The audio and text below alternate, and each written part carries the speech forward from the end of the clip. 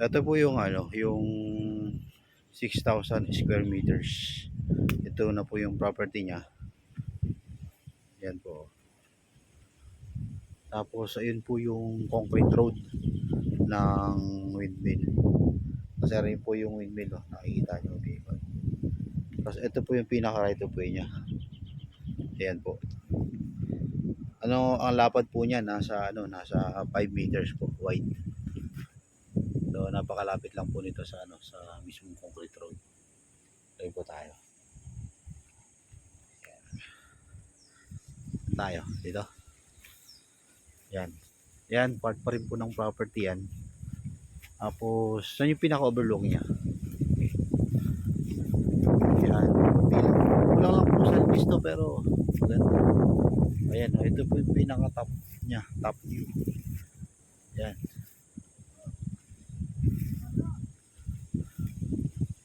Ayan po yung pinaka-top view niya. Ayan po, nakikita nyo yung yung windmill. Ayan, ang dami yung. Ayan po yung view niyan pag andito po tayo sa top. Ayan. Kita ba Laguna Lake dito? Kita Laguna Lake. Ayan. Ha? Ayan yung boundary. Ayan po yung mga madre na kakaunin niya, yung boundary ng property. Ayan. Tapos kita nyo naman yung view. Yun. Andun yung Sierra Madre Mountain yun. Banda ron. So ayan po yung view.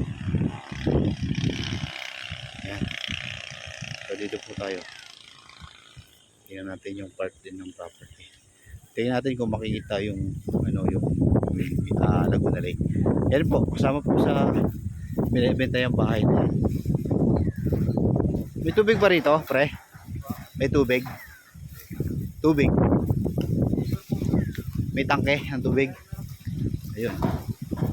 So, part pa rin po ng property yan. Ayun. Ito po yung yung bahay. Kasi po yung tangke ng tubig.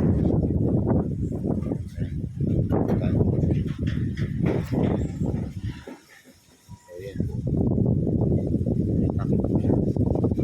Okay tayo.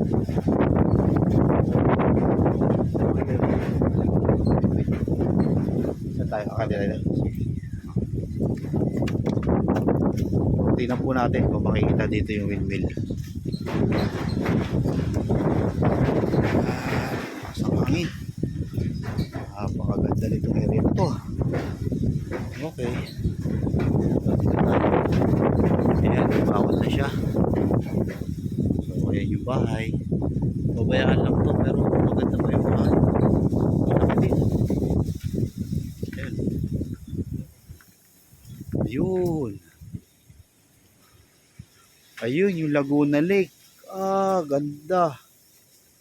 Grabing yan. Hawakan ako, tingnan ko dito. Yun. Ayun, oh. Wow. Ikot ko lang, ha. Ayan. Ayan po yung windmill. Ayan yung Laguna Lake. Zoom natin ng konti. Ayan. Ayan po yung Laguna Lake. Kita nyo po yung Laguna Lake, no? So, balik po natin yan. Ayan. So, ayan po yung mga windmill. Ayan. Ayan po yung view ng property, ah. Ayan po yung yung kalsadang semento. So, ang ganda po ng view niya. Tapos, ito na yung property. Yan, may bakod na siya. Yan, ikot tayo dito sa banda dito. Part pa rin to ng property, no? Yan, part pa rin yun ng property. Kulang lang to sa linis. Pero siya, no? So, yan. Yan po yung oh. Wala rin yung bahay, napabayaan lang. Oh, laki ng bahay. So yan, 6,000 square meter po ito, expandable to 1.6 hectares. Pero yung 6,000 square meters is solo title po siya. So yan.